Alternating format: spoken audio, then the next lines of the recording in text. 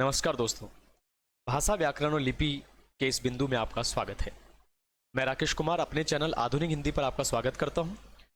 2 number के बिंदु को लेकर आज हम चर्चा करेंगे इस वीडियो में कि भाषा व्याकरण लिपि जो है वो 2 नंबर के प्रश्न रखता है, यानी बोर्ड एग्जाम में इसमें से 2 नंबर के प्रश्न आपके पूछे जाते हैं और 2 नंबर आपके पक्के हों बोर्ड एग्जाम में। इसके लिए मैंने पूरी मेहनत से वीडियो बनाया है आपके लिए। आप इसे पूरा जरूर देखिए ताकि किसी भी प्रकार की गलती की गुंजाइश आपके लिए ना रहे।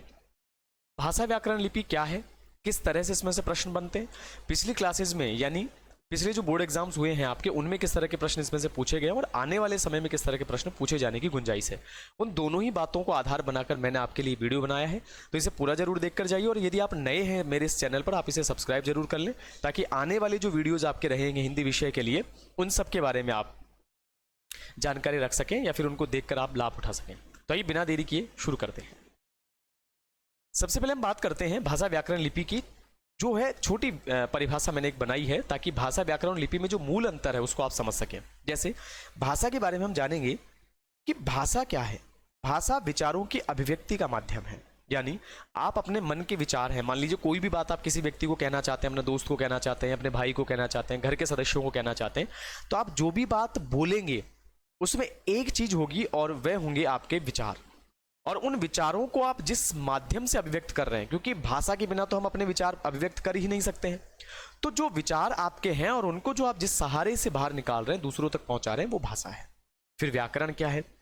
जो भाषा आप प्रयोग करते हैं, चाहे वह अंग्रेजी हो, हिंदी हो, संस्कृत हो, उर्दू हो, कोई भी भाषा हो सकती है, उस भाषा का शुद्ध रूप जानना है आपको। मान लीजिए कि उस भाषा का मूल रूप क्या है और शुद्धता उसकी किस किस तरह से कौन कौन से नियमों के आधार पर बनी है, तो उसको जानने के लिए आप जिस ग्रंथ का प्रयोग करेंगे उसे हम व्याकरण कहेंगे। जैसे अंग्रेजी में अंग्रेजी ग्रामर होती है, हिंदी में हम हिंदी व्याकरण बोल देते हैं। अगर लिपि की बात करें तो उसी भाषा को जब हम लिख देंगे, यानी लिखा हुआ जो रूप होगा उसी को हम क्या कह देंगे? लिपि कह देंगे। यानी मान लीजिए मेरे मन में कोई विचार आया, मैंने लिखकर आपको बताया। जैसे मान लीजिए मेरे मन में विचार आया कि आपके लिए भाषा व्याकरण लिपि का बिंदु बनाया जाना चाहिए। अब मैं उस विचार को आप लोगों तक पहुंचा पा रहा हूं इस माध्यम से, तो ये भी भाषा है। और आप उस भाषा का ज्ञान रखते हैं और मैं भी उस भाषा का ज्ञान रखता हूं, तभी हमारे विचार सरलता से एक दूसरे तक पहुंच पा रहे हैं। अन्यथा यदि ऐसा होता है कि आप इस भाषा का ज्ञान नहीं रखते या मैं इस भाषा का ज्ञान नहीं रखता, तो मैं न तो अच्छे से एक्सप्लेन कर पाता और न ही आप समझ पाते। तो ये तीनों चीजें मूल रूप से ये है। अब हम क्या करेंगे, एक एक करके हम भाषा व्याकरण और लिपि को विशद रूप से पढ़ेंगे कि भाषा मूल रूप से क्या है, उसके कितने प्रकार हैं और अन्य कौन से रूप होते हैं, भाषा के जो बनने का क्रम है यानी उसकी जो इकाइयां हैं वो कौन कौन सी है। सारी चीजें जो आपके मन में है वो सब मैं यहाँ एक्सप्लेन करने वाला हूँ। तो बने रहिए इस वीडियो में, आगे देखिए। अब हम शुरू करते हैं भाषा, यानी भाषा है क्या। अगर बोर्ड एग्जाम में आपसे पूछा जाए कि भाषा की परिभाषा देते हुए उसे एक्सप्लेन करिए, भाषा की परिभाषा देकर उसे समझाइए, तो फिर आप किन की चीजों का ध्यान रखेंगे, किस तरह की परिभाषाएं आप उसमें लिखेंगे। आइए सबसे पहले हम बात करेंगे भाषा जो शब्द है, यानी हम यहाँ किसी और चीज की बात नहीं कर रहे हैं, सिर्फ शब्द की बात करेंगे। भाषा शब्द बना कैसे है, तो आपने देखा होगा हमारे यहाँ सबसे पुरानी भाषाओं में जब बात की जाती है तो संस्कृत सबसे पुरानी भाषा है। और संस्कृत भाषा में एक धातु चलती है भास धातु, और भास धातु के साथ जब हम टाप प्रत्यय लगा देते हैं, टाप से यहाँ मतलब है कि टाप में आ शेष रहता है, यानी भाषा का जो ये स है इस स के साथ आ जुड़ जाएगा।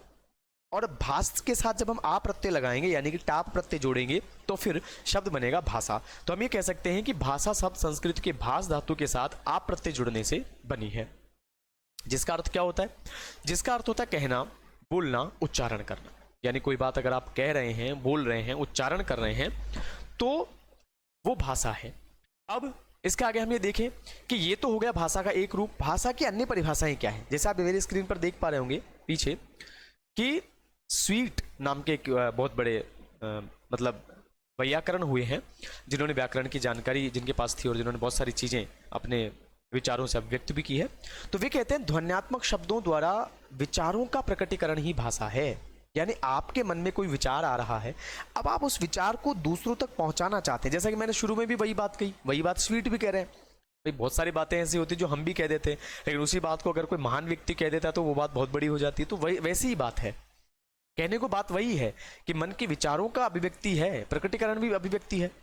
तो स्वीट कहते हैं कि ध्वन्यात्मक शब्दों का जो प्रकटीकरण है वो भाषा है, यानी जिस किसी भी शब्द में ध्वनि होगी उसके माध्यम से विचार अभिव्यक्त किए जाएंगे, वह भाषा होगी। इसके बाद बात करते हैं हम कामता प्रसाद गुरु की। कामता प्रसाद गुरु व्याकरण में अपना बहुत बड़ा नाम रखते हैं। कामता प्रसाद गुरु जो है बहुत बड़े वैयाकरणों में से एक हैं जो व्याकरण की जानकारी रखते थे। इनकी एक पुस्तक भी चलती है कामता प्रसाद गुरु की। और मेरा तो ये मानना है कि शायद जो हिंदी व्याकरण है उसके शुरुआती व्याकरण ग्रंथ कामता प्रसाद गुरु ने ही लिखा। काशी नागरी प्रचारणी सभा के द्वारा इनको एक काम सौंपा गया था, वो एक साहित्य की बात है, वो कभी बाद में करेंगे। तो कामता प्रसाद गुरु क्या कहते हैं? भाषा वह साधन है जिसके द्वारा मनुष्य अपने विचार भली भांति दूसरों पर प्रकट करता है। यानी भाषा वह साधन है जिससे मनुष्य अपने विचार तो अभिव्यक्त करता है और दूसरों के विचारों को समझ पाता है। साधारण सी बात है कि अपने विचार अभिव्यक्त करेगा और दूसरों के विचारों को समझेगा। आगे चलते हैं। अब हम बात करते हैं भाषा के रूपों के बारे में। एग्जाम में कई बार यह पूछा गया है कि भाषा मूल रूप से कितने प्रकार की होती है। तो भाषा मूल रूप से होती है 2 प्रकार की, यानी 2 रूप होते हैं भाषा के मूल रूप से। वैसे यहां मैं आपको रूप पढ़ाने वाला हूं 3 और होते कितने हैं? 2। तो आप सोच रहे होंगे कि फिर मैं 3 क्यों पढ़ाने वाला हूं। अभी आपको समझ में आएगा, आप बस धैर्य से मेरे साथ चलते रहिए, सारी चीजें आपकी एक एक करके एक्सप्लेन होती रहेंगी। 2 रूप कौन से? सबसे पहले तो उनकी बात करें। पहला रूप होता है मौखिक भाषा, यानी जो बोलकर अभिव्यक्त की जाए वो मौखिक भाषा है। दूसरा रूप क्या हो जाएगा? लिखित भाषा, यानी लिखकर जिसे अभिव्यक्ति दी जाए वो लिखित भाषा हो जाएगी। अब मौखिक भाषा क्या है उसकी बात करते हैं। पहले देखिए, मौखिक भाषा में जैसे मान लीजिए एक स्क्रीन पर आपको एक छोटा सा लड़का दिख रहा है, मैंने फोटो इसलिए भी लगाई ताकि अच्छे से आपको एक्सप्लेन हो जाए। अब ये मान लीजिए लड़का बोलकर अपनी बात को किसी दूसरे से कह रहा है। जैसे मान लीजिए आपसे कह रहा है कि मेरा नाम वीर है। अब इसने क्या किया? इस पंक्ति को बोला, मेरा नाम वीर है, तो बोलकर अभिव्यक्त किया, इसलिए कौन सी भाषा होगी? मौखिक। दूसरी ओर लिखित भाषा में क्या है? जैसे 2 लड़के आपको स्क्रीन पर दिख रहे होंगे, अभी कुछ भी लिख रहे हैं अपने यहाँ, और एक बच्चा लिख रहा है पेंसिल से और दूसरा उसे पढ़ रहा है। तो मतलब लिखकर दूसरे को कोई बात कही जाए, जैसे लेटर राइटिंग आप जानते होंगे, वो मैं आगे पढ़ाने भी वाला हूँ, आपके कोर्स में भी है लेटर राइटिंग यानी पत्र लेखन, बहुत महत्वपूर्ण बिंदु है और उसकी चर्चा भी हम करेंगे।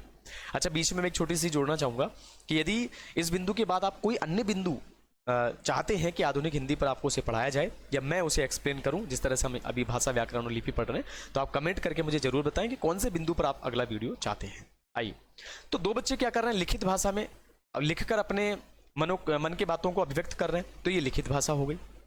अब मैं जिस तीसरी भाषा की बात कर रहा था या तीसरे रूप की बात कर रहा था भाषा की, उसके ऊपर चलते हैं। देखिए क्या लिखा है? कुछ विद्वान एक अन्य भेद सांकेतिक के रूप में भी मानते हैं, यानी कुछ विद्वान ये भी मानते हैं कि एक रूप और होता है भाषा का और वह रूप होता है सांकेतिक रूप। सांकेतिक रूप का मतलब क्या है? नीचे देखिए, मैंने उदाहरण से लिखा है, जैसे इशारा करना। आपने देखा होगा, आप क्लास में बैठे हैं, टीचर सामने पढ़ा रहा है, तो आप बीच बीच में क्या करते हैं? कई बार इशारे से पेन मांगते हैं अपने दोस्त से, इशारे से छोटी सी बात कर लेते हैं कि टीचर को पता नहीं चले। तो इशारों में अगर कोई बात कही जा रही है, वो भी तो एक भाषा का रूप है, क्योंकि एक व्यक्ति कह रहा है, दूसरा समझ रहा है। और भाषा में मूल रूप से होता क्या है? एक व्यक्ति बोलता है, दूसरा समझता है। अब हमें यहां पर सिर्फ इतना ध्यान रखना है कि एग्जाम में यदि आपसे पूछ लिया जाए कि भाषा के मूल रूप से कितने भेद होते हैं, तो आप क्या बताएंगे? तो उसका मैं आपको एक छोटा सा इलाज बताता हूं कि अगर आपसे पूछा जाए, जैसे मैं थोड़ा सा इसे बैक कर लेता हूं ताकि मैं अच्छे से समझा पाऊं आपको। अगर आपसे पूछा जाए भाषा का मुख्य रूप से कितने भेद होते हैं, तो आप लिखेंगे भाषा के मुख्य रूप से 2 भेद होते हैं, इसमें कोई दो राय नहीं। लेकिन साथ ही आप इसमें एक चीज ऐड कर देंगे। क्या ऐड करेंगे? कि भाषा के मूल रूप से 2 भेद होते हैं, लेकिन कुछ विद्वान तीसरा रूप सांकेतिक भी मानते हैं, जैसे इशारा करना, भाव भंगिमा से समझाना। भाव भंगिमा का मतलब होता है बनावट, आकृति, मुंह की आकृति हो गई, और किसी चीज की शरीर की जो बनावट होती है, यानी बॉडी लैंग्वेज को हम भाव भंगिमा कहते हैं। ट्रैफिक लाइट में चौराहे पर हरी या लाल बत्ती हो रही, लाल बत्ती हो गई आप रुक गए, हरी बत्ती हो गई आप चल दिए, तो वो भी तो एक इशारा है, तो वो भी एक सांकेतिक भाषा, क्योंकि वो संकेत ही तो होते हैं। इसलिए तो अब उसमें होगा क्या कि अगर मान लीजिए जो कॉपी चेक करने वाला एग्जामिनर है, वो क्या करेगा? वो जैसे ही पढ़ेगा कि आपने 2 रूप लिखे हैं, अगर उसे 2 रूप मानने हैं तो वो आपको नंबर देगा। उसके अलावा मान लीजिए कोई एग्जामिनर ऐसा जिसके दिमाग में बैठा कि नहीं मैं तो 3 ही रूप मानने वाला हूं, तो भी आपने 3 रूप लिखे हैं। अगर वो 2 मानता है तो 2 तो आपने लिखे ही है मूल रूप से, तो उसमें आपकी गलती की गुंजाइश समाप्त हो जाएगी। इसलिए आगे चलिए, अब हम बात करेंगे भाषा की इकाइयों के बारे में, यानी भाषा में ऐसे कौन से क्रम होते हैं जिनके आधार पर इसको पढ़ा जाता है, यानी भाषा का क्रम क्या होता है। सबसे पहले कौन सी चीज आई भाषा में, फिर उससे क्या चीज बनी, फिर उससे आगे क्या चीज बनी, या फिर साधारण सी बात है कि बोर्ड एग्जाम में भी आपसे सीधा पूछा जा सकता है कि भाषा की इकाइयां कौन कौन सी हैं, बताइए। तो आइए भाषा की इकाइयों की बात करते हैं। भाषा की इकाइयों में सबसे पहले क्या है? ध्वनि, यानी जो भी भाषा होगी उसमें जो मूल बात होगी, यानी सबसे महत्वपूर्ण जो बात होगी वो क्या होगी? ध्वनि होगी। यानी आप ये मान सकते हैं कि अभी मैं जब आपसे बात कर रहा हूं तो न तो मेरे अक्षर आप तक पहुंच रहे हैं, ना वर्ण पहुंच रहे हैं, न कोई मैं सेंटेंस आपको लिख लिख कर बार बार दे रहा हूं, बस मैं कुछ बोल रहा हूं, उसकी ध्वनि आपके कानों तक पहुंच रही है और आप समझ रहे हैं। तो भाषा का जो मूल आधार है अगर हम कहें तो वह ध्वनि होती है। ध्वनि से किसका निर्माण होगा? वर्णों का। वर्णों से क्या बनेंगे? अक्षर। अक्षर से क्या बनेंगे? शब्द। यानी अक्षरों को जैसे कै, मैं, ले, मान लीजिए 3 अक्षर है, जैसे मैं थोड़ा लिखने की कोशिश करता हूँ। जैसे कै है, फिर मैंने लिखा मैं, ये क्या है? वर्ण है। उसके बाद मैंने लिखा ले, ये क्या है? वर्ण है। अब मैंने अलग अलग जब लिखा तब तो ये हो गए अक्षर या वर्ण मान लीजिए। उसके बाद में जब मैं इनको एक साथ जोड़ दूं सबको, अब एक शब्द निर्मित हो गया ना, तो अब ये क्या बन गया? शब्द बन गया। जब इसी शब्द को हम वाक्य में प्रयोग कर दें, जैसे मैं ये कह दूं कमल बाजार जा रहा है, अब इसमें जितने भी शब्द प्रयोग हो रहे हैं वो सब पद हैं। यानी आप इतनी सी बात समझ लीजिए कि शब्द को जब हम वाक्य में प्रयोग कर देते हैं तो वो पद कहलाने लगते हैं। और पदों से क्या बनता है? वाक्य बनता है, क्योंकि छोटे छोटे पद जैसे कमल बाजार जा रहा है शब्द हैं, फिर वाक्य में जुड़ते पद बन गए और उनसे एक निर्मित हुआ वाक्य, सेंटेंस बन गया। और उसी से भाषा का निर्माण होता है। तो ये भाषा की इकाइयां हैं। इकाइयों से मतलब क्या है? भाषा की सीढ़ियां हैं कि भाषा का निर्माण किन किन सीढ़ियों से होता है। पहली सीढ़ी क्या है? ध्वनि है। दूसरी सीढ़ी क्या है? वर्ण है। फिर क्या है? अक्षर है। इस क्रम। तो ये चीज़ मैं मानता हूँ कि आपको समझ में आ गया होगा। फिर भी अगर कोई बात की ऐसी गुंजाइश रहे या आपको लगे कि कोई चीज़ आपको ऐसा परेशान कर रही है या फिर कोई किसी चीज़ में डाउट है, तो आप मुझे कमेंट करके ज़रूर बता सकते हैं। नेक्स्ट वीडियो में मैं उसे ज़रूर एक्सप्लेन करूँगा। और आगामी वीडियोज में मैं कोशिश करूंगा कि कुछ ऐसे प्रश्न जो पहले एग्जाम्स में आए थे या अब आने की जिनकी गुंजाइश है, उन पर एक सेपरेट वीडियो मैं आपके लिए बनाऊंगा, जिसमें हम केवल क्वेश्चन आंसर्स पर ही बात करेंगे कि कैसे कैसे प्रश्न आ सकते हैं और कैसे कैसे हम उनका जवाब दें, ताकि ज़्यादा से ज़्यादा नंबर बोर्ड एग्जाम में आपको मिल पाएँ। फिर भी आप कोशिश करिए, कमेंट करके मुझे बता दीजिए कि कौन से बिंदु पर आप वीडियो चाहते हैं या फिर कौन सा डाउट आपके मन में अभी भी शेष है। आइए आगे चलते हैं। अब हम बात करेंगे भाषा के अन्य रूपों के बारे में। और एक चीज आप मानकर चलिए, पिछले 2 एग्जाम में तो मैंने खुद देखा है कि भाषा के अन्य रूप, जो मैं आगे एक बिंदु आपके लिए लाया हूं, देखिए आपको स्क्रीन पर दिख रहा होगा कि भाषा के अन्य रूप, अन्य रूपों से मतलब और किस किस नाम से हम भाषा का जो है विवरण देते हैं या भाषा को और किन किन भागों में हम बांट देते हैं। इसमें से प्रश्न पूछा गया है। जैसे आपने अगर देखा हो पुराने पेपर या फिर किसी बड़े भाई बहन से आपने सुना हो जो 12th क्लास पास कर चुके हैं, उसमें ये प्रश्न आया था कि भाषा और बोली में क्या अंतर होता है। अंतर वाले प्रश्न यहाँ से कई बार पूछे गए। तो बोली है, मातृभाषा है, राजभाषा है, राष्ट्रभाषा है, क्षेत्रीय भाषा है, इनमें एक तो अंतर क्या होता है, ये किस किस तरह से इनका ये नाम दिया गया, क्यों दिया गया, उनको हम इसमें पढ़ेंगे। तो आइए सबसे पहले हम बात करेंगे इसमें बोली की। बोली क्या है? अगर आपसे एग्जाम में सीधा यही पूछ लिया जाए कि बोली क्या है, या यही पूछ लिया जाए कि बोली और भाषा में अंतर बताइए, तो आप दोनों की परिभाषाएं साथ लिख देंगे, अंतर स्पष्ट हो गया। अगर आपसे सिर्फ बोली पूछा जाए तो आप क्या कहेंगे? भाषा का छोटा रूप ही बोली कहलाता है। एक तो क्या होता है भाषा का छोटा रूप, यानी आप ये कह सकते हैं कि बोली जो है वो भाषा का बचपन है। जैसे आप अभी पढ़ रहे हैं तो आपका बचपन चल रहा है, किशोरावस्था चल रही है। महादेवी वर्मा बचपन के बारे में बड़ा सुंदर कहती है कि बार बार आती है मुझको मधुर याद बचपन तेरी, गया ले गया तू जीवन की सबसे मस्त खुशी मेरी। तो वैसे ही ये बोली मान लीजिए भाषा का बचपन है। बचपन से मतलब क्या है? छोटा रूप है। छोटा रूप कैसे होगा? जैसे कोई भी भाषा जब आप पढ़ते हैं तो भाषा में उसका अपना एक शब्दकोश होता है, यानी जैसे आप डिक्शनरी कहते हैं, या उसका एक साहित्य होगा, पूरा उसमें रचनाएं लिखी जाएंगी, बहुत बड़ा उसका क्षेत्र होगा। बाकी बोली में ऐसा नहीं होता है। बोली का क्षेत्र जो है वो छोटा होता है, छोटे क्षेत्र में बोली जाती है। जैसे आप ये देखेंगे राजस्थान में जैसे मारवाड़ी है, हाड़ौती है, मालवी है, मेवाड़ी है, या आप जैसे डूंगरपुर बांसवाड़ा में अगर आप जाएंगे तो वहाँ आप देखेंगे कि एक वागड़ी बोली वहाँ बोली जाती। तो छोटे छोटे क्षेत्रों में बोली जाने वाली जो भाषा का छोटा रूप होता है उसे हम बोली कहते हैं। इसके बाद बात करें क्षेत्रीय भाषा की। जैसा कि नाम से स्पष्ट हो रहा है कि क्षेत्र विशेष में, क्षेत्र का मतलब क्या है? एरिया में, एक विशेष एरिया में बोली जाएगी, किसी विशेष क्षेत्र में बोली जाएगी, तो उसे हम क्षेत्रीय भाषा कहते हैं। जैसे लिखा भी है, मैंने एक्सप्लेन भी किया आपके लिए कि किसी क्षेत्र विशेष में बोली जाने वाली भाषा क्षेत्रीय भाषा कहलाती है। जैसे मान लीजिए आप गुजरात गए, अब गुजरात एक अलग फील्ड है, गुजरात एक अलग क्षेत्र है, अलग एरिया है, वहाँ गुजरात परिवेश में बोली जा रही तो गुजराती वहाँ की क्षेत्रीय भाषा हो गई। हमारे राजस्थान में राजस्थानी है तो वहाँ की क्षेत्रीय भाषा हो गई। आप मान लीजिए पंजाब गए, वहाँ सिर्फ पंजाबी बोली जाती है, तो वहाँ की जो क्षेत्रीय भाषा हो गई वो पंजाबी हो गई। ऐसा। इसके बाद देखिए, इसके बाद बात करते हैं हम राजभाषा की। राजभाषा में से सीधा प्रश्न भी पूछा जाता है कि राजभाषा क्या है, हिंदी को राजभाषा क्यों माना जाता है, या फिर हमारे देश की राजभाषा कौन सी है। तो आइए इसको समझते हैं। तो इसे देखते हैं। राजभाषा क्या होगी? राजभाषा में जैसे आपने देखा होगा, इसका नाम ही जैसा कि राजभाषा है।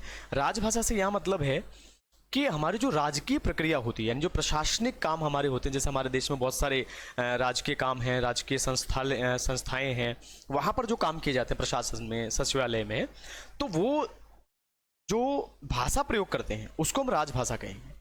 जैसा कि नाम ही है, राज यानी राजकीय, राजकीय से मतलब है कि राजकीय काम जो है, प्रशासनिक काम जो है, उनमें जिस भाषा का प्रयोग किया जाएगा उसे हम राजभाषा कहेंगे। जैसा कि हम यहाँ देख भी रहे हैं, भाषा का वह रूप जो राजकीय या सरकारी कार्यों में प्रयोग किया जाता है उसे हम राजभाषा कहते हैं। और भारत की राजभाषा क्या है? हिंदी। आपने देखा होगा संविधान में भी ये बात कही गई है कि राजभाषा हिंदी ही है। हालांकि वो एक अलग बात है कि अंग्रेजी भी हमारे यहाँ पर जो है, जैसे कानूनी क्षेत्र है, कोर्ट है, वहाँ पर अंग्रेजी का प्रयोग किया जाता है, वो एक दूसरी बात है। लेकिन मूल रूप से हम राजभाषा हिंदी को मानते हैं। इसके बाद क्या है? इसके बाद बात करते हैं हम राष्ट्रभाषा की। राष्ट्रभाषा क्या है? राष्ट्रभाषा में आप देखेंगे किसी भी देश में, जैसा कि नाम है, वहाँ राजभाषा था यानी राजकीय चीज़ों की भाषा यानी राजकीय कामों की भाषा, और यहाँ राष्ट्रभाषा इसका मतलब है, राष्ट्र का मतलब क्या है? देश, देश की भाषा। तो संपूर्ण राष्ट्र में अधिकांश नागरिकों द्वारा तो क्या की जाए? बोली जाए। एक मिनट में इसको साफ कर देता हूँ, शायद आपको दिख नहीं रहा होगा, एक मिनट। अधिकांश नागरिकों के द्वारा बोली जाए और समझी जाए, यानी कि ऐसा कोई देश जिसमें ऐसी कोई भाषा है जो वहाँ के ज़्यादातर लोगों के द्वारा समझी जा रही है, ज़्यादातर लोग उसे बोल भी पाते हैं, उसे हम राष्ट्रभाषा कह देंगे। जैसे हमारे यहाँ हिंदी है, हालांकि कई लोग इसके विपक्ष में होते हैं कि हिंदी को राष्ट्रभाषा नहीं माना जाता है, कुछ लोग कहते हैं नहीं ये तो राजभाषा ही है। ऐसा कुछ नहीं है, राजभाषा तो ऑथेंटिक रूप से, क्योंकि संविधान में ये बात कही गई है, इस बात की चर्चा की गई है। और दूसरी बात, राष्ट्रभाषा उसे इसलिए कहा जाता है क्योंकि हिंदी एक ऐसी भाषा है हमारे भारत देश की जो ज़्यादातर लोग समझते हैं और बोलते भी हैं। हालांकि बहुत सारे एरिया ऐसे हैं, जैसे आप पश्चिम बंगाल की तरफ जाएंगे तो वहाँ बहुत कम लोग हिंदी भाषा का प्रयोग करते हैं। आप यदि दक्षिण भारत की तरफ जाते हैं तो वहाँ क्षेत्रीय जो भाषाएं उनकी हैं अपनी, उनको बोलना ज़्यादा पसंद करते हैं, लेकिन फिर भी हिंदी भाषा का वर्चस्व ठीक ठाक है। आगे बात करते हैं मातृभाषा की।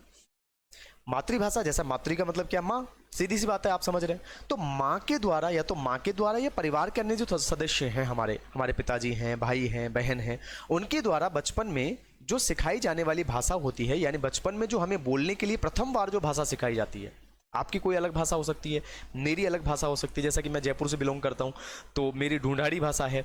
आप कौन से क्षेत्र से बिलोंग करते हैं मुझे कमेंट करके ज़रूर बताइए, और आपकी भाषा कौन सी है, यानी मातृभाषा आपकी कौन सी है, मुझे ज़रूर बताइए कि मुझे खुशी होगी।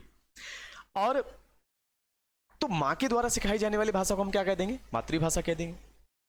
ठीक है, आगे देखिए। इसके बाद हम बात करने वाले हैं, मूल बात यह है कि हिंदी भाषा का उद्भव एवं विकास।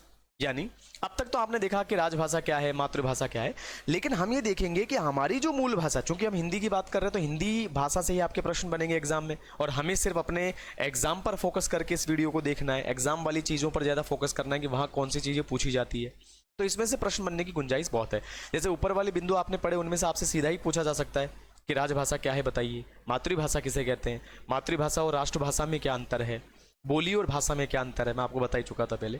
तो इस तरह के प्रश्न पूछे जाते हैं। विशेष रूप से इस बिंदु से मैं अपना मत बताऊं तो 3 तरह के प्रश्न अधिकांशतः पूछे गए। पिछले 10-11 वर्षों से मैं बच्चों को हिंदी विषय पढ़ा रहा हूं, और इस दौरान मैंने एक चीज़ देखी है, खासतौर से 12वीं क्लास की जो एग्ज़ाम होती है उसके अंदर, कि 3 तरह के प्रश्न बनते हैं किसी भी बिंदु से। पहला तो होता है कि जैसे मान लीजिए इसी बिंदु की मैं बात करूं तो आपसे एक तो सीधा पूछा जाए कि भाषा क्या है, व्याकरण क्या है और लिपि क्या है, सीधा परिभाषा वाला प्रश्न पूछ लिया। एक होता है कि तीनों में या दोनों में अंतर पूछ लिया, 2 में अंतर अधिकांशतः पूछे जाते हैं।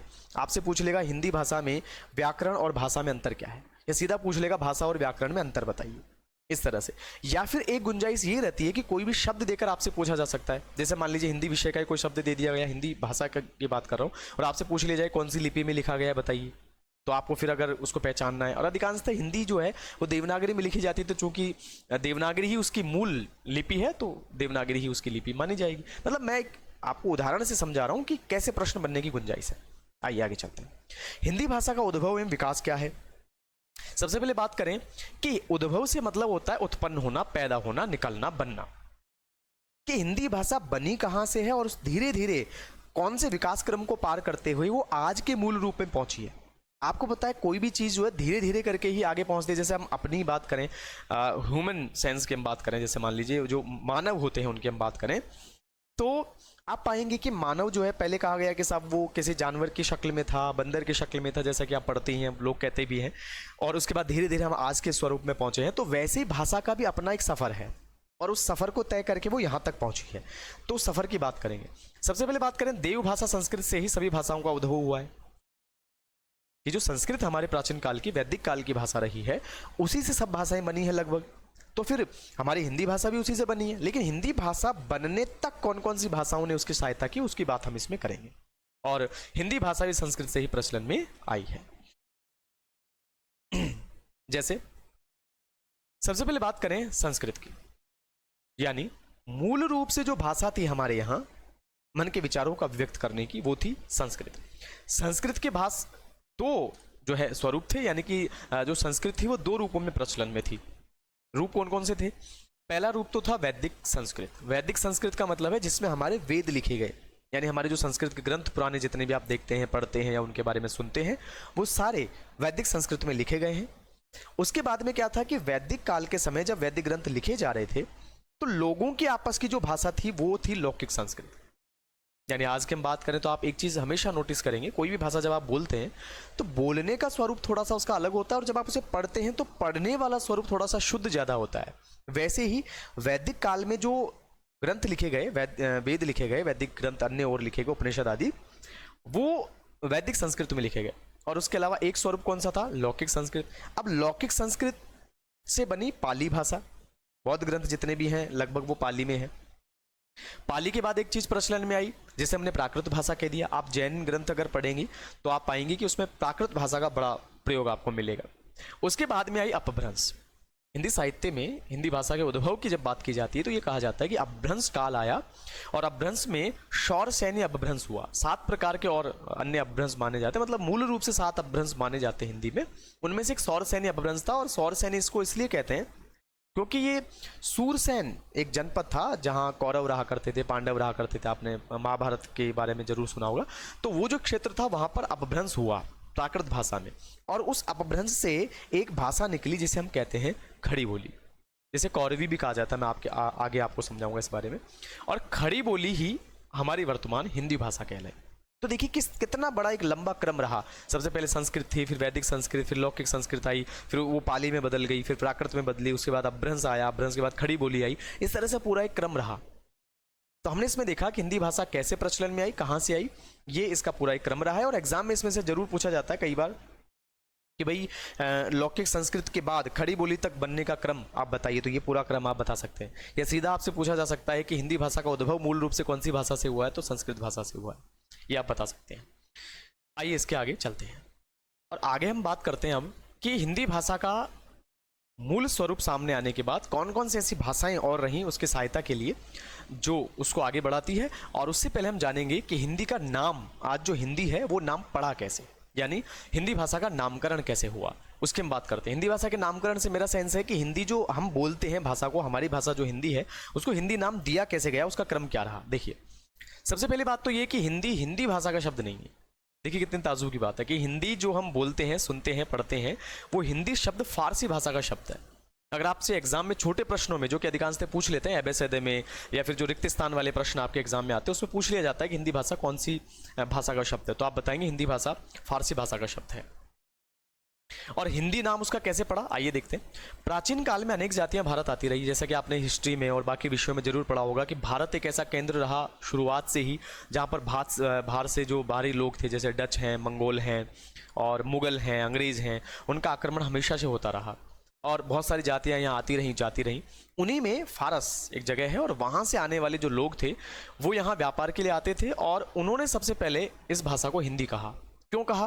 क्योंकि भारत चूंकि सिंधु नदी के किनारे था तो सिंधु को वे हिंदू बोलते थे। क्यों? क्योंकि देखिए यहाँ लिखा है सै को वे है उच्चारित करते थे, यानी जो फारस से, यूनान से आने वाले जो लोग थे यहाँ, वो सै को है बोलते थे। तो यहाँ पर सिंधु में सै है और सै को उन्होंने है बोला और है के प्रभाव से ध दय में बदल गया, तो सिंधु को उन्होंने हिंदू कहा और यहाँ के जो लोग थे उनकी भाषा उन्होंने हिंदी बता दी। जैसा कि हम पूर्व में पढ़कर आए, देखिए यहाँ पर फारसी भाषा से हिंदी शब्द बनाए और फारस के लोगों ने फारसी में ही कहा होगा हिंदी, इसलिए फिर फारसी का ही शब्द हो गया। ऐसा माना जाता है कि सिंधु नदी के किनारे होने के कारण और फारस के लोगों द्वारा इसे हिंदी कहा जाने के कारण वर्तमान समय में इसे हिंदी कहा गया है। और धीरे धीरे आप जानते हैं कोई भी नामकरण अगर प्रचलन में आ जाता है तो फिर वो धीरे धीरे इतना बड़ा हो जाता है कि लोग उसी नाम से उसे जानने लगते हैं। जैसा कि हमारे हिंदी साहित्य में कहा भी जाता है कि धीरे धीरे रे मना धीरे सब कुछ होए और माली सींचे सो घड़ा ऋतु आए फल होए। तो वही बात है कि धीरे धीरे सारी चीज़ें बनती जाती हैं। जैसा कि हम इसे पढ़ रहे हैं, धीरे धीरे आप देखेंगे कि पूरा टॉपिक आपका कंप्लीट होगा और आपको समझ में आ जाएगा। तो किसी भी चीज़ को कंप्लीट करने के लिए क्रमबद्धता चाहिए होती है, एक समय होना बहुत जरूरी है कि समय का जो क्रम है वो लगातार चलता रहे और उसी से वो कंप्लीट होती है चीज़। आइए अब बात करते हैं आगे। सबसे महत्वपूर्ण बिंदु है और इसमें से प्रश्न आया हुआ है एग्जाम में। पिछली जो बोर्ड एग्जाम्स रही हैं उनमें पूछा गया है कि हिंदी भाषा, और आप पेपर उठाकर देखिए, मेरे कहने से मत मानिए, पिछले साल के 5 पेपर आप उठाकर देखिए, मतलब पिछले 5 वर्षों के पेपर जब आप देखेंगे तो आप निश्चित रूप से पाएंगे कि मैंने ये जो वीडियो बनाया और इसमें जो अधिकांश चीजें मैंने आपसे शेयर की हैं उन्हीं में से सारे प्रश्न लगभग बने हैं। मैंने वीडियो का आधार ही ये लिया है कि बच्चों को वो चीज समझाई जानी चाहिए जो पिछले एग्जाम से पूछी गई है लगातार, और कोई भी चीज ऐसी ना छूटे जिससे कि बच्चों का नुकसान हो। तो देखिए क्या है, हिंदी भाषा की सहयोगी बोलियां, यानी हिंदी जो वर्तमान रूप में हम प्रयोग करते हैं बोलने में, लिखने में, वो केवल एक अपनी पूरी भाषा नहीं थी, उसमें बहुत सारे शब्द ऐसे आकर मिलते रहे जिससे उसका शब्दकोश प्रगाढ़ होता गया, शब्दकोश बढ़ता गया और हिंदी अपना पूरा स्वरूप प्राप्त कर पाई जो वर्तमान में हम देखते, सुनते और पढ़ते हैं। तो कौन कौन सी भाषाएं थी, आइए देखते हैं। तो इसमें 5 भागों में मूल रूप से इसको बांटा जाता है। हिंदी भाषा को सहयोग करने वाली बोलियां 5 भागों में बांटी जाती है। एग्जाम में यदि आपसे पूछा जाए कि हिंदी का सहयोग करने वाली बोलियां कौन कौन सी हैं, या आपसे पूछा जाए कि कौन कौन सी ऐसी उपभाषाएं हैं, ये जो 5 नाम आप देख रहे हैं मैं आपको थोड़ा सा इंडिकेट कर दूं, पूर्वी हिंदी, पश्चिमी हिंदी, राजस्थानी, पहाड़ी और बिहारी, ये जो 5 नाम है ये 5 उपभाषाएं हैं और इनके सामने आप जो देख रहे हैं ये बोलियां हैं इनकी। आपसे पूछा जाए कि कितनी उपभाषाओं से मिलकर हिंदी भाषा का निर्माण हुआ है तो आप बताएंगे 5 उपभाषाएं और उनके नाम भी आप बता सकते हैं। तो आइए इनको एक बार थोड़ा पढ़ते हैं। पूर्वी हिंदी, यानी हम ये पूर्वी हिंदी नाम इसको इसलिए दे रहे हैं कि हमारा जो भारत है, भारत का जो स्ट्रक्चर है उसमें पूर्व की तरफ, यानी जो उसका पूर्व का हिस्सा है उसमें कुछ बोलियां बोली जाती हैं जिनमें से महत्वपूर्ण है अवधी। आपने तुलसी की भाषा तो पढ़ी होगी, रामचरितमानस है, उसके अंदर अवधी का बड़ा सुंदर प्रयोग उन्होंने किया है और आपके तो कोर्स में भी है रामचरितमानस, और उसका एक पार्ट है आपके बघेली, जो मैं आगे सॉरी मैं बीच में आपको डिस्टर्ब कर रहा हूँ, आगे आने वाली वीडियोज में मैं आपको उसको एक्सप्लेन करने वाला हूँ। तुलसी ने कितना सुंदर कवितावली और सुंदर अपने रामचरितमानस का प्रयोग किया है और उसका वीडियो मैं आपके लिए बनाऊंगा। आप इस बिंदु पर वीडियो चाहते हैं या नहीं, या आपको और किसी बिंदु पर वीडियो चाहिए जैसा कि मैंने पहले भी बोला, तो आप मुझे जरूर कमेंट करके बताइए। तो सबसे पहले है अवधी, फिर है बघेली और उसके बाद है छत्तीसगढ़ी। 3 बोलियां ऐसी रहीं जिनका प्रयोग हम मूल हिंदी में करते हैं। तो आइए एक करके इनको समझते हैं। जैसा कि मैंने आपसे अभी कहा कि अवधी, छत्तीसगढ़ी, बघेली पूर्वी हिंदी यानी कि पूर्व जो क्षेत्र है हमारे भारत का वहाँ की बोलियां हैं। वैसे जो पश्चिमी हिस्सा है भारत का वहाँ पर कौन कौन सी बोलियां बोली जाती है, जैसे खड़ी बोली हो गई, और आपको पता है कि खड़ी बोली ही वह मूल बोली है जहाँ से हिंदी का मूल स्वरूप बना है। अगर आप वर्तमान समय के आधुनिक काल के कवियों की कविताएं पढ़ते हैं तो आप पाएंगे कि वहाँ पर खड़ी बोली नाम बार बार आता है कि खड़ी बोली में ही कविताएं की गई, और खड़ी बोली सीधी सी बात है कौरवी जो बोली थी उसी को खड़ी बोली कहा गया और उसी का विकसित रूप वर्तमान हिंदी है। जैसे ब्रज है, बुंदेली है, हरियाणवी जिसे हम बांगरू भी कहते हैं, और बांगरू इसलिए कहते हैं क्योंकि बांगर प्रदेश कहलाता था हरियाणा, और वहाँ की बोली को हम बांगरू या फिर हरियाणवी कहते हैं। कन्नौजी है। ये पूर्वी और पश्चिमी हिंदी की बोलियां हैं। इसके बाद हम बात करें राजस्थानी की, तो राजस्थानी में मारवाड़ी है, ढूंढाड़ी, ढूंढाड़ी जो है वो जयपुर क्षेत्र में बोली जाती है, और उसके अलावा जैसे मालवी है, मेवाती है, ये सारी बोलियां जो है इनके कुछ शब्द ऐसे हैं जो हिंदी में मिले और उसका विकास हुआ। उसके बाद पहाड़ी क्षेत्र की बात करें तो पहाड़ी क्षेत्र में 2 भागों में हम इन बोलियों और भाषाओं को बांटते हैं, जिसमें पश्चिमी पहाड़ी है और मध्यवर्ती पहाड़ी है। मध्यवर्ती पहाड़ी को 2 हिस्सों में बांटा जाता है, जिसमें एक है गढ़वाली और एक है कुमाऊनी।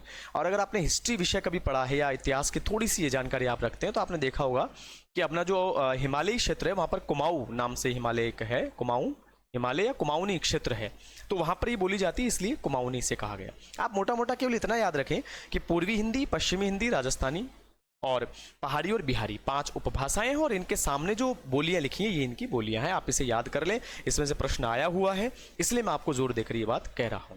बिहारी की बात करें तो बिहार क्षेत्र के अंदर कौन कौन सी बोली जाती है, मगही है, भोजपुरी है, मैथिली है, इस तरह की बोलियां वहां बोली जाती हैं। इन सारी बोलियों का जो मिला हुआ रूप है वही हमारी वर्तमान हिंदी है। आइए आगे चलते हैं।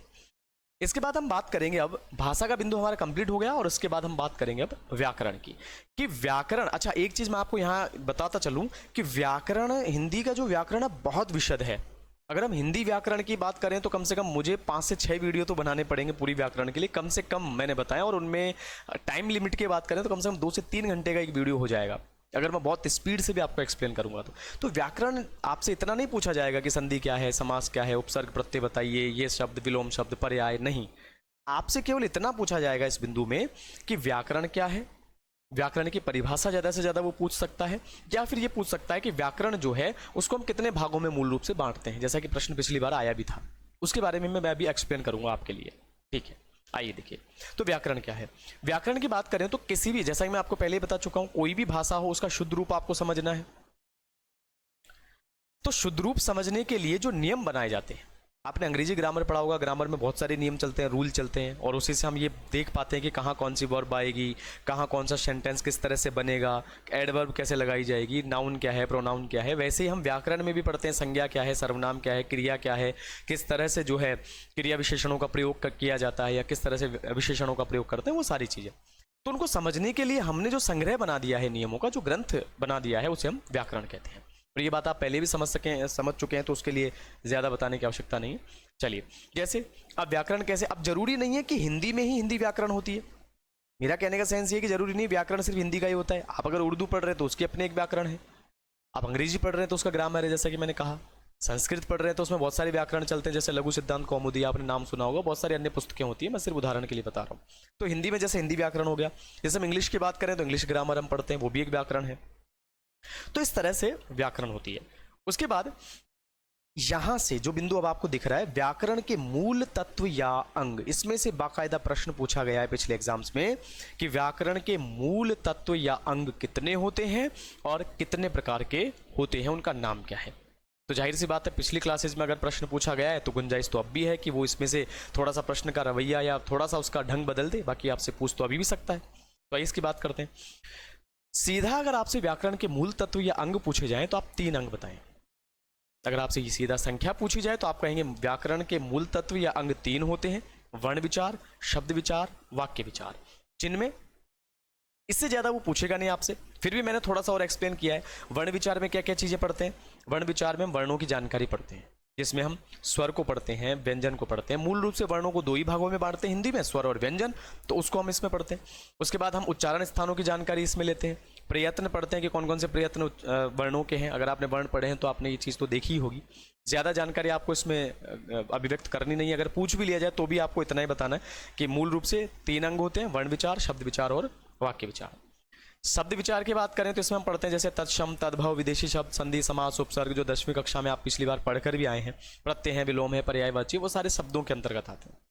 वाक्य विचार की बात करें तो वाक्य में सरल वाक्य, संयुक्त वाक्य, मिश्र वाक्य, इस तरह के वाक्य जो है पूछे जाते हैं। या फिर आप ये चीज़ बता सकते हैं, यानी वाक्य विचार जो है उसमें सरल, संयुक्त और मिश्र वाक्य, इस तरह से वाक्य चलते हैं। वर्ण विचार हो गया, शब्द विचार हो गया और वाक्य विचार। 3 प्रकार के मूल अंग या मूल तत्व होते हैं। आप इसे तत्व भी कह सकते हैं और अंग भी कह सकते हैं। मैं शायद कुछ ज़्यादा ही एक्सप्लेन कर रहा हूँ यहाँ पर, तो मैं आगे बढ़ता हूँ समय न गंवाते हुए। अब हम बात करते हैं लिपि की। आप देख रहे होंगे व्याकरण में हमने ज़्यादा चर्चा नहीं की है। इसका मतलब सीधा सा ये है कि व्याकरण में से आपसे जो प्रश्न पूछे जाएंगे वो सिर्फ इतने से हैं कि जो मैंने बताया, एक तो परिभाषा और दूसरा उसके अंग, कि कौन कौन से अंग उसके होते हैं, जो आप पढ़ चुके हैं। लिपि में से प्रश्न पूछने की गुंजाइश बहुत ज़्यादा है। उसके कारण है, एक तो क्या होता है कि लिपि को हम केवल परिभाषा लिखकर छोड़ देते हैं कि हाँ लिपि लिखा हुआ रूप है भाषा का, उसको ज़्यादा एक्सप्लेन नहीं करते हैं। लिपि में से 2-3 तरह के प्रश्न आपसे पूछे जाते हैं। लिपि की परिभाषा ही पूछ सकता है, एक परिभाषा आपसे पूछ लेगा, या फिर वो आपसे पूछेगा कि लिपि जो है उसकी विशेषता क्या है। और मूल रूप से देवनागरी लिपि की विशेषता पूछेगा, क्योंकि हिंदी पढ़ रहे हैं और हिंदी की जो लिपि है वो देवनागरी है। उसकी कमियाँ या सीमाएँ पूछ सकता है कि कौन कौन सी कमी आपको नजर आती है देवनागरी में, बताइए। तो हमें ये पता होना चाहिए पहली बात तो बिंदु को पढ़ने से पहले कि प्रश्न किस टाइप से बने। आगे चलिए, अगर मैं कहीं पर ज़्यादा ही एक्सप्लेन करने लगूँ तो आप मुझे कमेंट में बता भी सकते हैं कि आप इस विषय को थोड़ा लंबा कर रहे हैं, मैं उसको थोड़ा शॉर्ट कर दूंगा। बाकी मैं ये चाहता हूँ कि बच्चों को किसी प्रकार की जो है जिज्ञासा मन में ना रहे कि हाँ ये चीज़ हमें समझ में नहीं आई है। बस मेरा उद्देश्य इतना सा है, बाकी मैं और सुधार करता चलूँगा। आप मुझे ज़रूर सलाह दे सकते हैं नीचे कमेंट सेक्शन में जाकर। और अगर आपने मेरे यूट्यूब चैनल को अभी तक सब्सक्राइब नहीं किया तो इसे सब्सक्राइब जरूर कर लें। आने वाली वीडियोज़ की नोटिफिकेशन आप तक पहुँचे, इसके लिए आप बेल आइकन भी दबा लें, ताकि मैं जब भी वीडियो आपके लिए अपलोड करूं तो आपको तुरंत सूचना मिल सके और आप मुझसे जुड़ सके। धन्यवाद। आगे चलिए, लिपि में क्या है, जैसा कि मैंने अभी बताया, भाषा का लिखा हुआ रूप ही क्या है, लिपि है। लेकिन परिभाषा अगर पूछी जाए तो आप बताएंगे भाषा, किसी भी भाषा को लिखित रूप में अभिव्यक्त करने के लिए जिन चिन्हों का हम प्रयोग करते हैं, जो साइन हम प्रयोग करते हैं, उन्हीं को हम क्या कहते हैं, लिपि कहते हैं। अब चिन्ह कौन कौन से होंगे, हर लिपि के अपने चिन्ह हैं, जैसा कि मैं आगे आपको बताऊंगा। अभी मूल रूप से हिंदी में देवनागरी लिपि चलती है और उसी के चिन्ह हम प्रयोग करते हैं, जो कि हम आगे व्यक्त भी करेंगे। देखिए, अब देखिए एक तो होती है भाषा, दूसरी होती है लिपि। तो एक तरफ मैंने भाषाओं को लिया है, एक तरफ उसके द्वारा लिखी गई लिपि को, और उसके उदाहरण आपके लिए रखे हैं। तो देखिए मैं एक एक करके आपको समझाता चलता हूँ। जैसे अगर आपसे एग्जाम में पूछा जाए हिंदी की लिपि कौन सी है, तो आप बताएंगे देवनागरी। आगे हम ये भी जानेंगे कि इसे देवनागरी आखिर कहते क्यों है। जैसे ये जो चीज लिखी हुई आपको दिख रही है हिंदी, ये उदाहरण है जो कौन सी लिपि में लिखा गया है, देवनागरी में। यानी देवनागरी इस तरह से लिखी जाती है, ये मैंने एक्सप्लेन किया यहाँ। उसके बाद संस्कृत की बात करें तो वो भी किस में लिखी जाती है, देवनागरी में। हिंदी है, संस्कृत है, नेपाली है, और अपने गोवा में कोंकणी एक भाषा चलती है, वो भी देवनागरी में लिखी जाती है। जैसे संस्कृत शब्द लिखा है, ये देवनागरी का है। बात करें उर्दू की, आपने उर्दू के बारे में देखा होगा, उर्दू लगभग हिंदी की तरह बोली जाती है, लेकिन लिखा हुआ रूप उसका अलग होता है। कैसे होता है, जैसे देखिए उर्दू का जो लिखा हुआ रूप होता है वो होता है फारसी में। यानी आपसे पूछा जाए उर्दू की लिपि कौन सी है, तो फारसी है। अब आगे आप देख रहे हैं, देखिए इसके चिन्ह थोड़े अलग हैं, देवनागरी से बिल्कुल अलग है। ये शब्द लिखा हुआ है उर्दू ऐसे। हालांकि मैं आपको बता दूं उर्दू मुझे आती नहीं है, लेकिन ये उर्दू शब्द मैंने आपके लिए बनाया है और लिखा है, इसको थोड़ा सा समझ करके लिखा कैसे जाता होगा। इसके बाद में देखिए अंग्रेजी है, अंग्रेजी का है रोमन। अंग्रेजी जो है वो रोमन लिपि में लिखी जाती है। यानी ये जो लिखा हुआ रूप आप देख रहे हैं ENGLISH, ये जो चिन्ह है, ये जो वर्ण है, ये रोमन भाषा के हैं। यानी रोमन भाषा में इस तरह से लिखा जाता है। आप हिंदी को भी अगर आप लिखते हैं HINDI, तो वहां पर आप जो HINDI जो लिख रहे हैं, जो अक्षर आप प्रयोग कर रहे हैं, वो रोमन लिपि के हैं। है वो हिंदी, लेकिन भाषा तो हिंदी है, लेकिन लिपि कौन सी है, रोमन है। इसके बाद पंजाबी की बात करें तो पंजाबी की लिपि होती है गुरुमुखी, और गुरुमुखी लिपि इस तरह से लिखी जाती है। और ये शब्द आप जो देख रहे हैं, ये लिखा हुआ है पंजाबी। और आप में से किसी को अगर पंजाबी भाषा आती है या वहाँ की गुरुमुखी लिपि आप पढ़ना जानते हैं, तो आप आराम से पढ़ भी पा रहे होंगे कि ये पंजाबी शब्द लिखा है। आइए आगे चलते हैं। अब हम बात करते हैं देवनागरी लिपि की। जैसा कि मैं आपको पहले भी कह चुका था कि हिंदी संस्कृत की लिपि देवनागरी है, तो हम देवनागरी की बात करेंगे, क्योंकि हम हिंदी विषय पढ़ रहे हैं और वहाँ से आपको सिर्फ हिंदी के बारे में जानकारी पूछी जाएगी। और पिछली कक्षाओं में मैंने ये पाया है कि देवनागरी में से प्रश्न पूछे गए हैं। सीधा सा प्रश्न एक बार तो ये पूछा गया कि हिंदी संस्कृत की लिपि कौन सी है, देवनागरी है। एक बार पूछा गया देवनागरी की विशेषताएं बताइए। तो वो सारी चीज़ें मैंने आपके लिए यहाँ पर रखी है। पहले मैं आपके लिए ये चीज़ बताता चलूँ, जैसा मैंने पहले भी कहा था कि देवनागरी को आखिर देवनागरी क्यों कहा गया। तो देखिए आपके सामने है, यह हिंदी और संस्कृत की लिपि है। वैदिक काल में इसका उद्भव माना जाता है। वैदिक काल से ये माना जाता है कि जो देवनागरी लिपि थी वो वैदिक काल से लिखी जा रही है। आप अपने जो पुराने संस्कृत के ग्रंथ देखेंगे, जिसमें आप अपने वेद हैं, उपनिषद हैं, ज्योतिष ग्रंथ हैं, जितने भी संस्कृत में लिखे गए हैं वो सारे वैदिक काल के आसपास लिखे गए हैं, और इसलिए देवनागरी से लिखे गए हैं। इसका उद्भव माना जाता है, ये आर्यों की लिपि थी। आर्यों की लिपि क्यों कहा गया है, क्योंकि जो पुराने हमारे यहाँ पर ऐसा माना जाता है, अगर आपने सिंधु घाटी सभ्यता के बारे में, हड़प्पा मोहनजोदड़ो के बारे में पढ़ा, तो आपने आर्यों के बारे में जरूर सुना होगा। हमारे जो पूर्वज थे उनको आर्य कहा जाता था, आर्यंस जैसा अंग्रेजी में आज भी हम बोलते हैं वैसे। तथा उनके नगरों को देवनगर कहा जाता था। और जहाँ आर्य लोग रहते थे, जैसे मैं जिस नगर में रहता हूँ वो जयपुर है, आप जिस नगर में रहते हैं उसका अपना नाम होगा। आप मुझे बता भी सकते हैं कि आप कौन से नगर से मेरे इस वीडियो को देख रहे हैं। तो जहाँ पर आर्य रहते थे वो देवनगर था, और चूंकि देवनगर में प्रयोग किया जाता था इसे, किसको, देवनागरी लिपि को, इसलिए इसका नाम ही क्या पड़ गया, देवनागरी पड़ गया। तो आप ये बता सकते हैं, अगर आपसे पूछा जाए कि देवनागरी लिपि का नाम देवनागरी क्यों है, तो देवनागरी इसलिए है जो आपको दिखाई दे रहा है। आगे चलते हैं। आगे हम बात करेंगे देवनागरी लिपि का उद्भव। जैसा कि हमने पीछे देखा कि हिंदी भाषा का उद्भव कैसे हुआ, मैंने बताया आपको, पहले हमने संस्कृत की बात की, संस्कृत के बाद वैदिक और लौकिक संस्कृत, फिर पाली, फिर प्राकृत, फिर अपभ्रंश, और फिर उसके बाद खड़ी बोली, और फिर उसके बाद में हिंदी भाषा का मूल रूप जो आज हम प्रयोग करते हैं वो आया। वैसे ही देवनागरी लिपि का भी तो कोई क्रम रहा होगा, इससे पहले भी तो कुछ लिपियां रही होंगी, जैसे हमसे पहले कुछ पूर्वज रहे। तो उनकी हम बात करते हैं कैसे देवनागरी लिपि आज के स्वरूप में आई है। देखिए, सबसे पहले मैं बात करूं तो प्राचीन समय में भारत में जो लिपि प्रचलन में थी उसे हमने चित्राक्षर लिपि कहा है। चित्राक्षर लिपि से मतलब होता है बच्चों कि चित्र के अनुसार, आपने देखा होगा हड़प्पा मोहनजोदड़ो की जो लिपि है, अगर आपने इसके बारे में सुना है, एसएसटी में 10वीं में तो आपने लगभग पढ़ा ही होगा। अगर आप किसी भी विषय के स्टूडेंट हो, आज चाहे आप साइंस पढ़ रहे हैं, कॉमर्स पढ़ रहे हैं, या आप आर्ट्स के स्टूडेंट हैं, तो भी आपने ये बात जरूर सुनी होगी हड़प्पा और मोहनजोदड़ो के बारे में। और वैसे भी मोहनजोदड़ो पर तो फिल्म बन चुकी है, आप में से कई बच्चों ने देखी भी होगी। तो चित्राक्षर लिपि जो है, यानी चित्र बनाकर वो लोग अपने मन की बात को बताते थे, तो ये चित्राक्षर लिपि चलती थी। लेकिन इसके बाद में दो लिपियां बड़ी प्रचलन में आई, जिनमें से एक को कहा गया खरोष्टी और एक को कहा गया ब्राह्मी लिपि। ब्राह्मी लिपि के बाद एक लिपि आई जिसे हमने कहा उत्तरी ब्राह्मी, उत्तरी क्षेत्र में प्रयोग की गई। उसके बाद में आई दक्षिणी ब्राह्मी, और इनमें से निकली गुप्त लिपि, और गुप्त लिपि के बाद में सिद्ध मातृका लिपि आई, सिद्ध मातृका के बाद आई कुटिल लिपि, और कुटिल लिपि में से ही नागर लिपि का उद्भव हुआ, यानी कि कुटिल में से ही नागर लिपि बनी, और नागर लिपि को ही आगे जाकर देवनागरी कहा गया। क्यों कहा गया आपको पता ही है, ऊपर हम बात कर चुके हैं, क्योंकि नागर लिपि जो है देवनगरों में प्रयोग की जाती थी और देवनगर में प्रयोग हो रही है, इसलिए इसका नाम देवनागरी पड़ गया। तो ये पूरा एक क्रम रहा ब्राह्मी लिपि का देवनागरी लिपि तक पहुंचने में। मैं ये जो मैंने थोड़े साइन लिखे हैं इनको मैं मिटा देता हूँ, तो आप चाहें तो उसका स्क्रीनशॉट भी ले सकते हैं आप अपनी कॉपी में लिखने के लिए, ताकि आप बाद में से और एक्सप्लेन कर सकें, मतलब समझ सकें अपने लिए। एक्सप्लेन तो मैं कर ही रहा हूँ। देखिए, इसके बाद हम बात करेंगे देवनागरी लिपि की विशेषताओं और कमियों के बारे में। आप चिंता मत करिए अगर आपको ऐसा फील हो रहा है कि वीडियो थोड़ा लंबा हो रहा है, पर मैंने कोशिश ये की, मैंने पहले सोचा था कि थोड़ा छोटा करूं वीडियो को, लेकिन फिर मुझे ध्यान आया कि अगर छोटा करूंगा तो बहुत सारी चीज़ें छूट जाएंगी। और वैसे फिर भी मैंने पूरा प्रयास किया कि लगभग सारी चीज़ें मैंने इसमें एक्सप्लेन की हैं। तो आइए देवनागरी लिपि की विशेषताओं की बात करते हैं। 2 बिंदु आपको और शेष रहे हैं, उसके बाद में आप फ्री हैं, 2 नंबर पक्के आप लेकर जाइए। देवनागरी लिपि की विशेषताएं, क्या विशेषताएं हैं? देखिए, विशेषता से पहली बात तो मतलब क्या होता है, यानी कि देवनागरी में ऐसी कौन सी बातें हैं जो उसे बाकी अन्य लिपियों से अलग बनाती है, यानी ऐसी कौन सी बातें जो इसकी स्पेशल है। स्पेशलिटी क्या है देवनागरी लिपि की, उसको हम क्रमबद्ध तरीके से समझते हैं। सबसे पहली बात है, ये बाएं से दाएं लिखी जाती है, यानी बाईं ओर से दाईं ओर लिखी जाएगी, लेफ्ट से राइट की ओर लिखी जाएगी जब भी कभी आप लिखेंगे।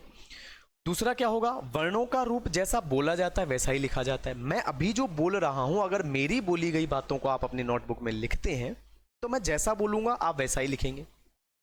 और आपके पास तो सुविधा भी है कि आप मुझे रोक कर भी लिख सकते हैं, कोई बात अगर आपको लिखनी है तो वीडियो को आप रोक कर लिख सकते हैं। तो मैं कह रहा हूं कि वर्णों का जो रूप जैसा लिखा जाएगा, जैसे आप अपने इसमें देख रहे होंगे अपनी स्क्रीन पर, मैंने यहाँ पर लिखा वर्णों का रूप जैसा बोला जाता है वैसा ही लिखा जाता है। तो ये लाइन जैसी लिखी गई है वैसी आप पढ़ रहे हैं, इसमें कोई चेंज नहीं है। अंग्रेजी में बहुत बार ऐसे शब्द होते हैं जिनको लिखा अलग गया है, पढ़ा अलग जाता है, जैसे PUT पुट होता है लेकिन BUT बट होता है। अब दोनों शब्द एक जैसे हैं लेकिन अंतर है बोलने में। हमारे यहाँ देवनागरी लिपि में ऐसा नहीं होता है। आगे देखिए, शांत वर्णों का अभाव होता है। शांत वर्णों से क्या मतलब है, आइए मैं बताता हूँ।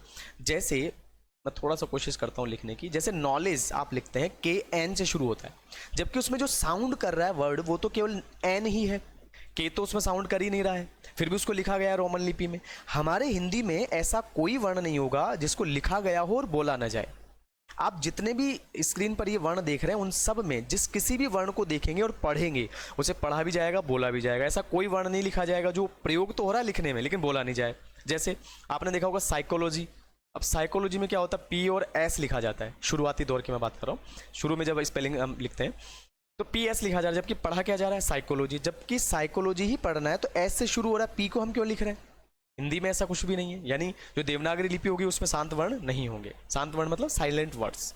आगे चलिए, रेखाबंधनी का प्रयोग होता है जो प्रत्येक शब्द की बनावट को विशिष्ट बनाती है। यानी जब कभी भी आप कोई शब्द लिखेंगे, जैसे मैं आपको यही बताऊं, जैसे बनावट लिखा हुआ है, इसमें ब है, फिर न है, फिर व और ट है, ये जो अलग अलग वर्ण है इनको एक करने के लिए ऊपर हमने जो लाइन खींची है, इस लाइन को, इस रेखा को ही रेखाबंधनी कहते हैं। और इस पंक्ति को खींच देने पर यह शब्द अपने आप में विशिष्ट हो गया, बाकी से अलग हो गया। जबकि अंग्रेजी आदि में जो रोमन आदि लिखा जाता है उसमें ऐसी सुविधा नहीं रहती। अगर आपने बहुत पास पास में शब्दों को लिख दिया, वर्ड अगर आप साथ साथ में लिख देते हैं, मिलाकर लिख देते हैं, तो अर्थ का अनर्थ हो जाएगा। यहाँ अगर आप स्पेस कम ज़्यादा भी छोड़ते हैं तो आपको उसमें गलती की गुंजाइश कम हो जाती है, क्योंकि रेखाबंधनी शब्द को अलग कर देती है। ये एक अलग विशेषता है। आगे देखिए, रोमन लिपि की तरह देवनागरी में शांत वर्णों का प्रयोग नहीं होता जो इसके शुद्ध उच्चारण में सहायता करता है। जैसे मैंने ऊपर भी लिखा था शांत वर्ण इसमें नहीं होते, यहाँ इसको मैंने थोड़ा सा और एक्सप्लेन किया है कि शुद्ध उच्चारण में सहायता करता है शांत वर्ण, मतलब शांत वर्णों का नहीं होना, क्योंकि जैसा लिखा है वैसा ही पढ़ा जाएगा तो उच्चारण अपने आप शुद्ध हो जाएगा, क्योंकि जैसा लिखा है वैसा ही पढ़ रहे हैं, वैसा ही समझ रहे हैं। आगे देखिए, अब हम बात करेंगे कमियों की, कि देखिए किसी भी व्यक्ति में अगर अच्छाई होती है तो कमी तो होती है। इस संसार में कोई व्यक्ति ऐसा नहीं है जिसमें अच्छाइयाँ ही अच्छाइयाँ हो और बुराइयाँ ना हो, या फिर बुराइयाँ ही बुराइयाँ हो अच्छाई ना हो। कोई भी व्यक्ति उसमें अच्छाई बुराई का एक रेशियो होता है मेरे अनुसार। जैसे अगर आपने साइंस, अगर आप अभी साइंस विषय के स्टूडेंट हैं तो आप फिजिक्स ज़रूर पढ़ते होंगे, हालांकि मुझे इतना नॉलेज नहीं, लेकिन छोटी छोटी बातें मैं कई बार पढ़ता रहता हूँ तो मुझे जानकारी होती है। तो वहाँ पर आप जब सेल पढ़ते हैं या बैटरी के बारे में जब पढ़ते हैं तो आपने देखा उसमें दो उसके हिस्से होते हैं, एक ऋणायन होता है, एक धनायन होता है, माइनस प्लस। अगर आप उसमें से प्लस ही प्लस रखेंगे तो किसी भी चीज़ में गति नहीं होगी। जैसे पंखा नहीं चल पाएगा, कोई भी चीज़ नहीं चल पाएगी। अगर आप माइनस से माइनस रखते हैं तब भी नहीं चल पाएगा। एक हम रेशियो उसमें प्ले करते हैं, माइनस भी है, प्लस भी है, ऋणात्मक भी है, धनात्मक भी है, तभी जाकर उसमें गति होती है। तो मेरा मानना है कि कोई भी मनुष्य अगर मनुष्य है और वो गतिवान है तो उसमें अच्छाइयों और बुराइयों का होना जरूरी है। हाँ, ये हो सकता है कि किसी में अच्छाइयों का स्तर कम हो, बुराइयों का ज्यादा हो, उसे हम बुरा मान लेते हैं। किसी में अच्छाइयों का स्तर ज्यादा हो सकता है और बुराइयों का कम हो सकता है, बस यही है।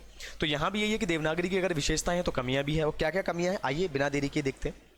पहली बात तो ये कि प्रत्येक शब्द में इसमें रेखा बंधनी लगाई जाती है। रेखा बंधनी की बात हम ऊपर कर चुके हैं। अब वो माइनस पॉइंट कैसे है उसका देखिए, कि रेखा बंधनी लगाई जाती है जिससे इसे लिखने में समय अधिक लगता है, कि बार बार रेखा बंधनी लगा रहे, कुछ भी लिख रहे हैं रेखा बंधनी लगा रहे हैं। जबकि अंग्रेजी में सुविधा होती है कि कर्सिव में आप लिखते ही चले जा रहे हैं, उसमें कोई दिक्कत नहीं आ रही, आपको लिखते जाइए, डॉट लगाइए, लिखिए। बाकी इसमें क्या होता है, आपने जब शब्द लिख दिया तो वापस आपको आना पड़ेगा उस पर रेखा बंधनी लगाने के लिए, तो थोड़ा सा समय ज़्यादा जाता है। और बच्चे कई बार मुझसे ये कहते भी है कि सर जब हम एग्जाम देते हैं पढ़कर पूरा गए हैं लेकिन वहाँ क्वेश्चंस छूट जाते हैं, तो मैं उनसे ये कहता हूँ कि एग्जाम में 3 चीज़ों पर बड़ा फोकस करना चाहिए। आपके लिखने की स्पीड कितनी है, लिख कैसा रहे हैं, और लिखावट आपकी कैसी दिखाई दे रही है। तीनों चीज़ों पर अगर आप काम करते हैं शुरू से ही तो आपको बड़ा लाभ मिलता है। बोर्ड एग्जाम की विशेष रूप से हम बात कर रहे हैं। आगे चलिए, कुछ लिपि चिन्हों की बनावट समान होने के कारण भ्रम उत्पन्न होता है। बहुत सारे ऐसे शब्द होते हैं जो लगभग समान से लगते हैं लिखते समय, तो फिर लिखते समय भ्रम पैदा हो जाता है कि ये वर्ण है या फिर ये है। जैसे मान लीजिए कई बार आपने देखा होगा भय हम इस तरह से लिखते हैं, भय वर्ण एक चलता है, तो लिखावट में हम ऐसे लिख देते हैं, कुछ लोग यहाँ इसको घुंडी लगाकर भी लिखते हैं, और एक हम ए भी लिखते हैं। कई लोग क्या करते हैं, इसको मिलाकर लिख देते हैं। तो कई बार क्या होता है, इन दोनों में भ्रम हो जाता है कि हम भय लिख रहे हैं कि ए लिख रहे हैं, क्या है। एक तो ये बात हो गई। तो इस तरह से कुछ वर्ण सिमिलियर से होते हैं जो भ्रम उत्पन्न कर देते हैं, कई बार कंफ्यूजन हो जाता है। दूसरा, एक ही वर्ण के लिए अलग अलग लिपि चिन्ह होने के कारण भ्रम उत्पन्न होता है। जैसे कई बार ऐसा होता है कि जैसे आपने देखा होगा ये भय जो है, इसके पीछे इस तरह से एक पूंछ लगा दी जाए, तो ये पुराने ग्रंथों में, जैसे आपने अगर उपन्यास पढ़ा है कोई या पुरानी किताब आप पढ़ रहे हैं, तो इसे जय पढ़ा जाता है। जैसे झलक, तो झलक अगर आप लिखा हुआ पढ़ेंगे पुराने किसी भी ग्रंथ में, तो आप इस तरह से पढ़ेंगे, इसको इस तरह से पढ़ेंगे। जबकि ये झ जो है वर्तमान समय में प्रचलन में नहीं है। आप आगे अभी इस तरह का झ पढ़ते हैं, तो वो बाद में बदल दिया गया। तो कारण क्या है कि यदि आप पुराना ग्रंथ कोई पढ़ रहे हैं तो फिर आप कंफ्यूज हो जाएंगे कि ये क्या, कौन सा वर्ण है। दूसरा, एक ही वर्ण के लिए है वो, अभी झ अलग तरीके से लिखा जा रहा है, पुराने समय में अलग तरीके से लिखा जा रहा था, तो थोड़ा सा भ्रम उत्पन्न हो जाता है। कुछ वर्ण ऐसे हैं, हालांकि अब तो क्या है, बहुत हिंदी निदेशालय के द्वारा बहुत सारे बदलाव कर दिए गए हैं और मानक रूप एक रख दिया गया है कि हिंदी जो है उसमें जो देवनागरी लिपि होगी उसके कौन कौन से चिन्ह कैसे कैसे चलेंगे, तो अब ज़्यादा दिक्कत है नहीं वर्तमान समय में। उसके बाद बात करें, पंचम वर्णों के हलंत वाले प्रयोग से निर्मित शब्दों का उच्चारण करने में कठिनाई होती है। पंचम वर्णों के हलंत वाले प्रयोग, मैं अभी लिखकर भी आपको बताऊंगा कि पंचम वर्ण क्या होते हैं। पहली बात तो ये कि जो वर्ण होते हैं, कै खे गै घै या, चै छय जय जय या, पंच का मतलब यहाँ ये है कि पांचवा जो वर्ण है किसी भी पंक्ति में, कै चै टै तै पै में से, वो पंचम वर्ण कहलाता है। अब उसका हलंत रूप कैसे प्रयोग होता है, जैसे मान लीजिए मैं दिनांक लिखूं, तो वर्तमान समय में आप दिनांक किस तरह से लिखते हैं।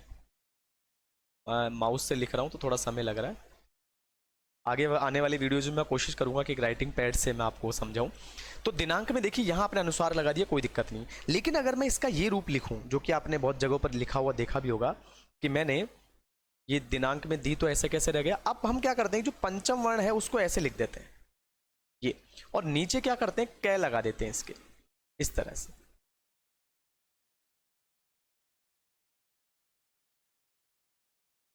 एक मिनट रुकिए, थोड़ा सा माउस से लिखने में दिक्कत आ रही है। तो कई बार क्या होता है, पंचम वर्ण को हम नीचे लगाते हैं, मैं सीधा ही समझा देता हूं आपको। जैसे ये है, अब मैं कै जो आगे लिखूंगा दिनांक में, उसके कै को इसके नीचे लगा दूंगा। अब इस कै को नीचे लगाने के कारण क्या हुआ कि बच्चे कंफ्यूज हो जाते हैं कि ये कै है या फिर डै है या फिर यह है, ये कौन सा वर्ण है। तो पंचम वर्ण का जो हलंत रूप होता है उसको पढ़ने में कई बार जो है दिक्कत आती है बच्चों को। जैसे एक मिनट, एक शब्द और लिखकर आपको समझाता हूं मैं। तो इसको एक बार हम दोबारा लिखकर देखते हैं। जैसे मैं आपको बताता हूँ पंचम वर्णों के हलंत रूप कैसे लिखे जाएंगे। जैसे मैं दिनांक लिखता हूँ, पहले भी मैंने लिखा था, थोड़ा सा माउस में दिक्कत आ जाती लिखने में। जैसे न लिखा, अब यहाँ पर क्या होगा कि ऊपर मैं जो अनुस्वार लगा रहा हूँ उस अनुस्वार को मैं मान लीजिए पंचम वर्ण में लिख दूँ, ऐसे कैसे ही मैंने यहाँ पर ये अनुस्वार जो लगाना था उसको हटाकर पंचम वर्ण में लिख दिया और ये कै लगा दिया ऐसे। अब यहाँ पर क्या होगा कि कुछ बच्चे इसको दिनांक ना पढ़ के दिनांक पढ़ लेंगे, दिनांक नहीं पढ़ेंगे। और कई बार क्या होगा कि ये जो वर्ण है ये कंफ्यूज कर देगा कि पहले कै को पढ़ना है कि यह को पढ़ना है। इस तरह से पंचम वर्णों से बने हुए शब्द जो हैं वो कई बार क्या करते हैं, कंफ्यूज करते हैं देवनागरी लिपि में। इस वजह से भी बहुत सारी जो है कठिनाइयाँ इसको लिखने और पढ़ने में आ जाती है। तो दोस्तों इस प्रकार हमने भाषा व्याकरण लिपि के इस बिंदु को पूरा कंप्लीट कर लिया है। बीच बीच में मैंने आपको ये भी बताया कि कैसे कैसे प्रश्न इसमें से बनने वाले हैं। तो मैं आशा करूंगा ये वीडियो आपको पसंद आया होगा। अगर आपको ये वीडियो पसंद आया है और आपको लाभ मिला है तो आप अपने दोस्तों के साथ भी इसे शेयर करें, चैनल को सब्सक्राइब करें और लाइक ज़रूर करके जाएं। और मैं ये गुंजाइश करूंगा आपसे, मतलब ये आशा रखूंगा कि आप कमेंट में मुझे ये ज़रूर बताएं कि आने वाले वीडियोज़ में आप किस तरह के और बिंदु चाहते हैं, किस किस बिंदु पर मैं आपके लिए वीडियो बनाऊं। तब तक के लिए नमस्कार।